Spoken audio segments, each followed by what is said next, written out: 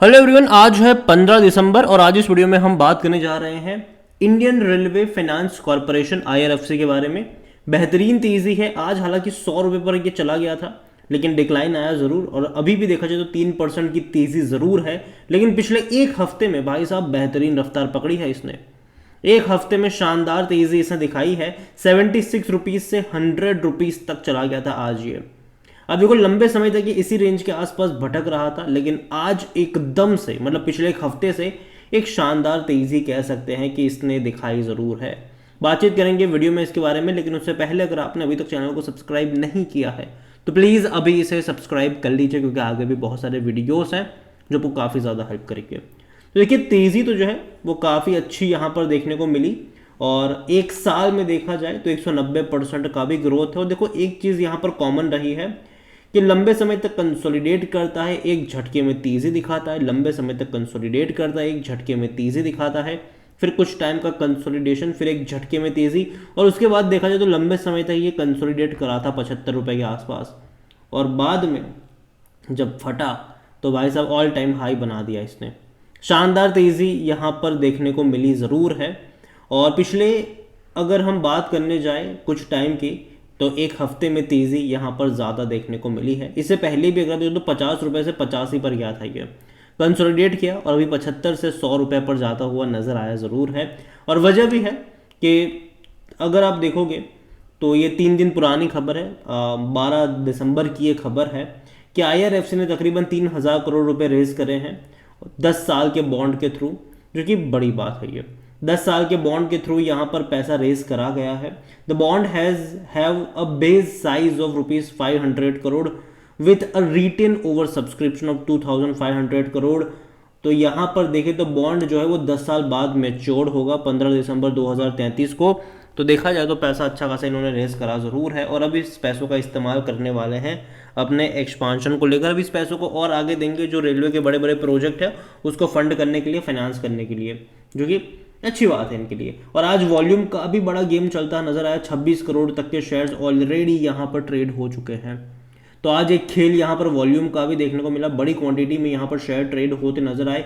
इतना ही नहीं, कंपनी में according to Moneycontrol user 98% लोग कह रहे खरीदारी करो, 1% लोग कह रहे बेचो और भाग जाओ, और 1% लोग कह रहे होल्ड करो। देखो नंबर्स काफ़ी अच्छे हैं और डिविडेंड भी देखा जाए तो अच्छे खासे पे किया है इस साल भी इसने। पहले 70 पैसा फिर 80 पैसा, तो डिविडेंड भी अच्छा खासा पे इसने किया ज़रूर है। और पिछले साल भी अच्छा पे करा था इसने डिविडेंड। अगर आप देखो 100 रुपये के हिसाब से देखो तो आपको कम लगेगा डिविडेंड, लेकिन अगर आप ये देखो कि इस साल अभी 50 रुपये के आसपास भी ये ट्रेड कर रहा था इसी साल, तो उसके मुकाबले अच्छा डिविडेंड है। और आगे और डिविडेंड में बढ़ोतरी होगी, जिस तरीके से शेयर प्राइस में बढ़ोतरी होगी, जिस तरीके से इनके प्रॉफिट्स बढ़ते नजर आएंगे। और जहाँ तक नंबर्स देखेंगे तो लगातार इनके रेवेन्यू में तेज़ी है, लगातार इनके प्रॉफिट्स में भी तेज़ी देखने को मिल रही है। और देखो एक तेज़ी की वजह भी ये है कि अभी हाल फिलहाल में जो इरडा की लिस्टिंग हुई थी, ठीक है, इरडा ने हालांकि आज 10% का डिक्लाइन ज़रूर है। कल भी मैंने इसके ऊपर वीडियो बनाया था जहाँ पर मैंने इरडा को लेकर कहा था कि भैया मत खरीदना, फंस जाओगे, यहाँ पर करेक्शन का इंतज़ार करो। ये मैंने कल भी कहा था वीडियो में। और यहाँ पर इरडा ने लिस्टिंग होते ही 32 रुपये से जो बड़ी तेज़ी दिखाई थी ना, बड़ी तेज़ी जो यहाँ पर दिखाई थी। तो देखो इरडा वो कंपनी है जो फाइनेंस करती है रिन्यूएबल एनर्जी के प्रोजेक्ट को, दूसरी तरफ आईआरएफसी वो कंपनी है जो फाइनेंस करती है रेलवे के प्रोजेक्ट को। दोनों ही सरकारी कंपनी है, दोनों ही सेक्टर का फ्यूचर अच्छा माना जा रहा है। और इरडा का जो वैल्यूएशन था वो महंगा हो गया था कंपेयर टू आईआरएफसी। तो देखा जाए तो अब इसने भी भागना शुरू कर दिया, क्योंकि ये भी भाग रहा था इतने टाइम से। तो यहाँ पर भी तेज़ी देखने को मिल गई आईआरएफसी में। और जहाँ तक बात करें वैल्यूएशन की, तो इसका जो पी है वो 19-20 के करीब का है, सेक्टर पी भी उतना ही है, जबकि इरडा का 26 के करीब हो गया था। यहाँ पर आप देखोगे तो पीएफसी के बारे में बात तो 8 साढ़े 8 का है, आरईसी का 10.5 का है, इरडा का 27-28 हो चुका है। तो आज के करेक्शन के बाद इरडा का भी थोड़ा बहुत कम हुआ होगा। तो यही वजह भी है कि यहाँ पर भी तेज़ी देखने को मिली। लेकिन अभी अगर आप देखोगे तो ये जो इसका वैल्यूएशन है अब ये सस्ता नहीं है।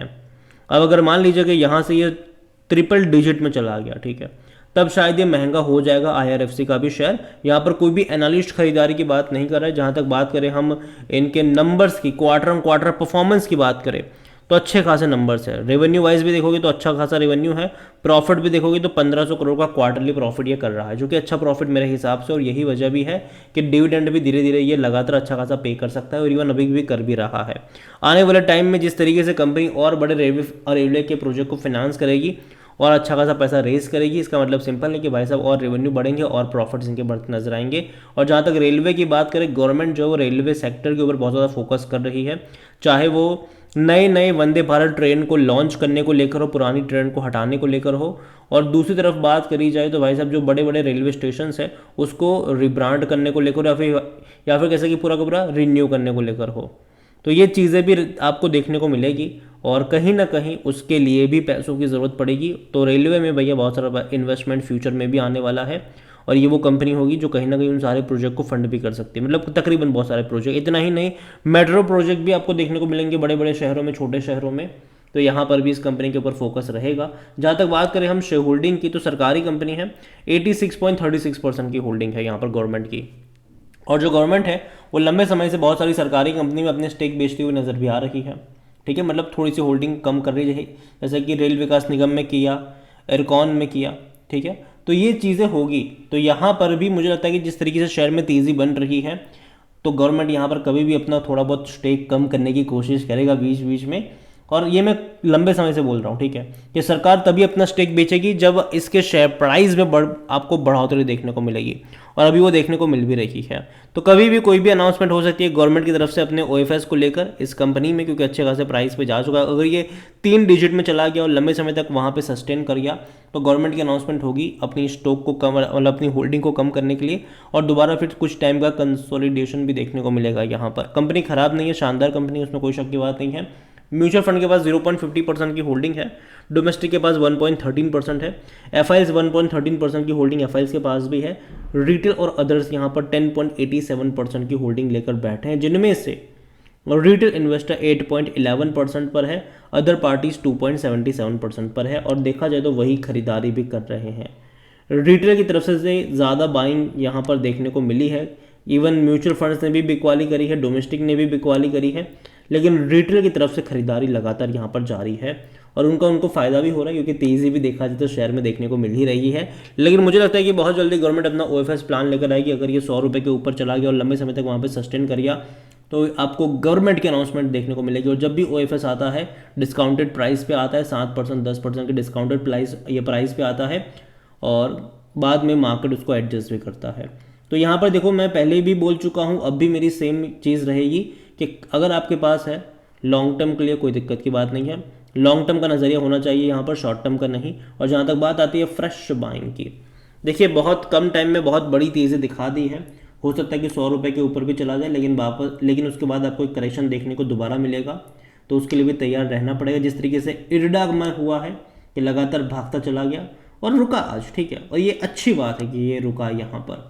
तो सेम चीज़ यहाँ पर भी आपको देखने को मिलेगी कि ऑलरेडी जब एक महीने में एक हफ्ते में जब इतनी बड़ी तेज़ी दिखा दी है, तो यहाँ से तेज़ी के चांसेस थोड़े से कम हो जाते हैं। अगर तेज़ी आती भी है तो मुश्किल से यहाँ से सही 7-8% की तेज़ी होगी, लेकिन उसके बाद करेक्शन के लिए आपको तैयार रहना पड़ेगा। कंपनी बुरी नहीं है, लेकिन एंट्री लेवल यहाँ से थोड़ा सा मुझे लगता है ये रिस्की है, एक करेक्शन का इंतजार करना चाहिए, और अगर करेक्शन आता है तब जाके खरीदारी के मौके आपको बाय ऑन डिप्स में ढूंढने चाहिए यहाँ पर। ये मेरा मानना है, बाकी मर्जी आपकी है। वीडियो को यहीं पे एंड करूंगा। पसंद आया हो तो लाइक करो, शेयर करो, चैनल अगर पहले बाहर हैं तो प्लीज़ सब्सक्राइब करें। और इंडियन रेलवे फाइनेंस कॉर्पोरेशन के बारे में आप क्या सोचते हैं वो भी आप मुझे कमेंट में लिख के बता सकते हैं। Thank you.